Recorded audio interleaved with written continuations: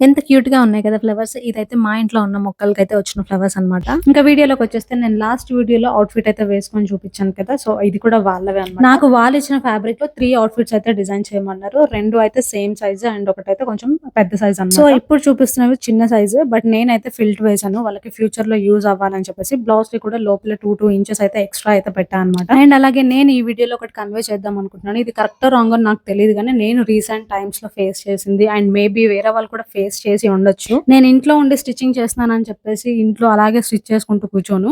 ఆ outfit prepare అవ్వడానికి 1 hour, 2 hours calls కూడా మాట్లాడాల్సొస్తది ఒక్కొక్కసారి కస్టమర్స్‌తో. నేను ఇంకా షార్ట్ వీడియోసే పెడతాను. లాంగ్ వీడియోస్ పెట్టేవాళ్ళకి ఇంకా కష్టంగా ఉండొచ్చు. ఎందుకంటే అవి ఎడిట్ చేసుకోవాలి, వాయిస్ ఓవర్ ఇవ్వాలి. అది కూడా కొంచెం వర్క్ లాగానే. ఎందుకంటే అది కూడా టైమ్ టేకెన్ ప్రాసెసే కాబట్టి. ఇదంతా ఒక ఎత్తయితే మొత్తం స్టిచ్చింగ్ అంతా అయిపోయాక క్లీనింగ్ ప్రాసెస్ ఉంటది. సో అదైతే పెద్ద హెక్టిక్.